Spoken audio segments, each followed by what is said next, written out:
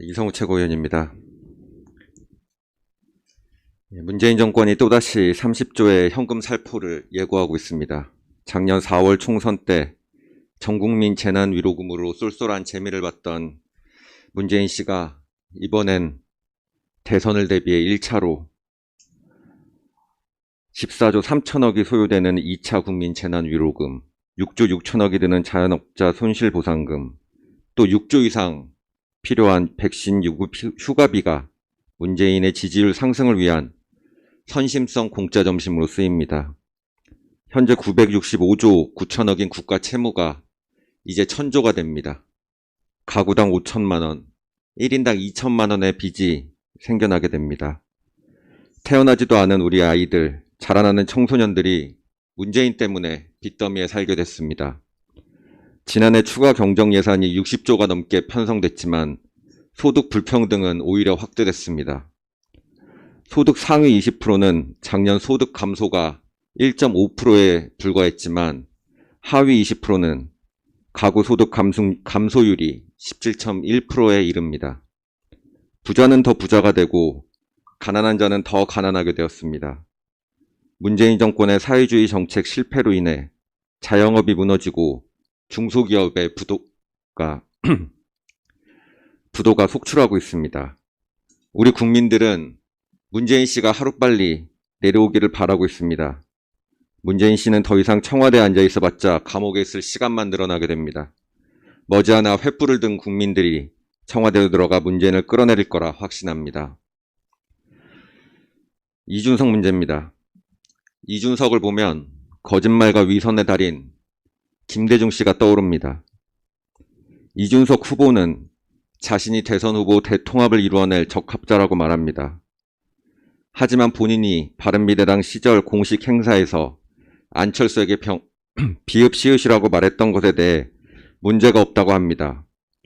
또한 윤석열이 되면 검찰 그 자체가 대통령이 되는 거라 비판했습니다.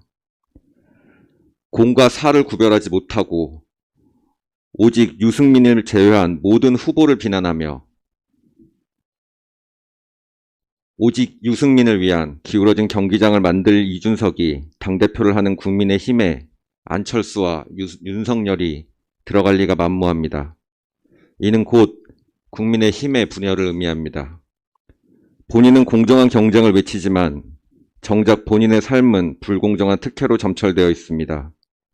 이준석 후보는 자신의 아버지 친구인 유승민의 도움으로 하버드 대학교에 들어가고 또 박근혜 대통령의 눈에 띄게 되었습니다.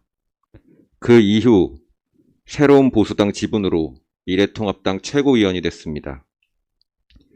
지난 4.15 총선 때 유승민계 사람들이 매일 밤에 모여 김세연이 제공한 공천 심사 내용을 공유했다는 것은 새삼 비밀도 아닙니다.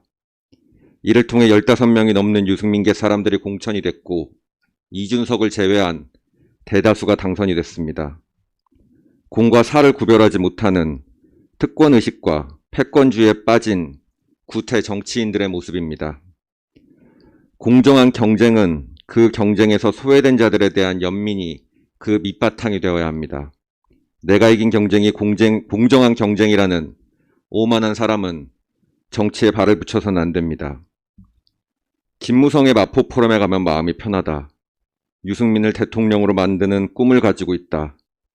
탄핵은 정당했다는 이준석.